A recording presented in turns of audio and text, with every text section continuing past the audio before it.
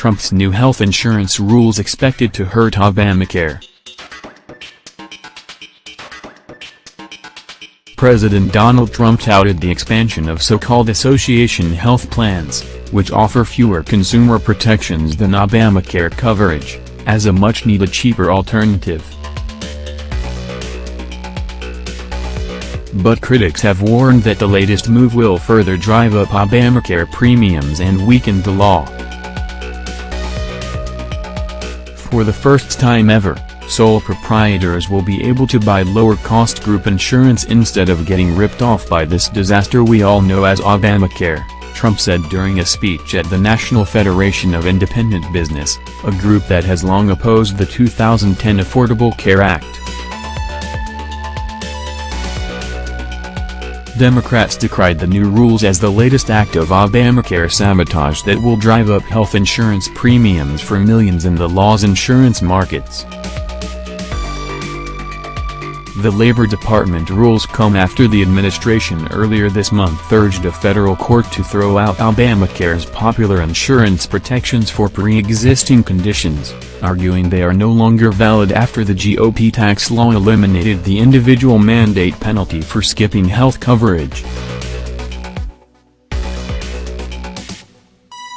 The administration will also soon finalize rules boosting short-term plans that typically offer much skimpier coverage than Obamacare. Critics warn the steps will further destabilize wobbly Obamacare markets by siphoning off younger and healthier customers, who are more likely to favor cheaper plans that cover less. The law's insurance markets have already been beset by skyrocketing premiums and diminishing competition, problems that are likely to grow worse if the customer base becomes even smaller and sicker. These plans weaken protections for Americans with pre-existing conditions, Senate Minority Leader Chuck Schumer said. No single group that represents physicians, patients, hospitals or nurses is supportive. Not one.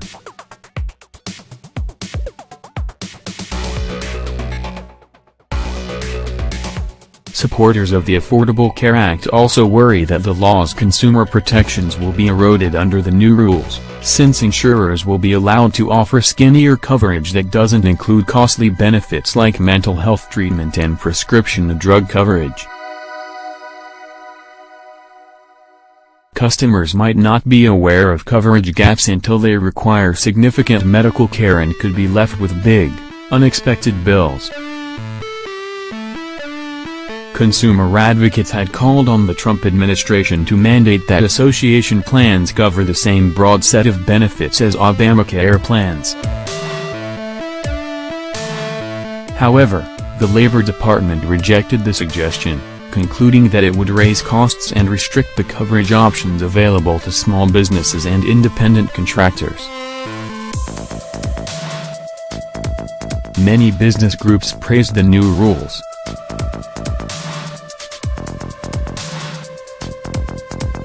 The National Federation of Independent Business, which unsuccessfully sought to overturn Obamacare in the courts, is among the most ardent supporters of the new proposal. In the wake of the Senate's failure to repeal Obamacare, we are grateful to President Trump for addressing regulations that make it harder and costlier for small business owners to provide healthcare for themselves and their employees, NFIB CEO Juanita Duggan said in a statement. Administration officials said the final proposal contains consumer protections, including prohibitions on discrimination against customers with expensive medical conditions. That could reassure critics but may limit the ability of the plans to hold down costs. I think that's problematic, said Chris Condellucci, a benefits lawyer who was a top Republican staffer on the Senate Finance Committee during Obamacare's drafting. It really sets up many of these association plans to fail. However, Existing association health plans that don't meet the new anti-discrimination requirement can continue operating under the old rules. Employers had raised concerns that some current plans would be forced to shut down if they weren't granted an exemption. The new regulations are likely to spark a legal challenge on the grounds that they violate federal labor law and need approval from Congress.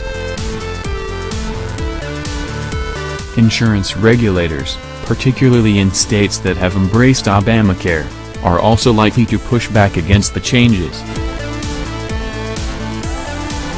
Insurers are proposing double-digit rate hikes for 2019 in many states, citing the likelihood some existing Obamacare customers will migrate to the Trump-backed health plans. The Society of Actuaries projected that the expanded availability of association health plans would reduce Obamacare enrollment by 2 to 6%. It also predicted that customers dropping out of the exchanges will be 60 to 70% healthier than those who remain. Highmark CEO David Holmberg said the health insurer, which is finally making money on Obamacare customers after years of losses, is committed to remaining in the law's markets in Delaware, Pennsylvania and West Virginia. However, he said the changes coming out of Washington are adding new challenges. "We can see a path where we could stabilize this, but we continue to see rule changes," Holmberg told Politico. "That creates a new set of uncertainties."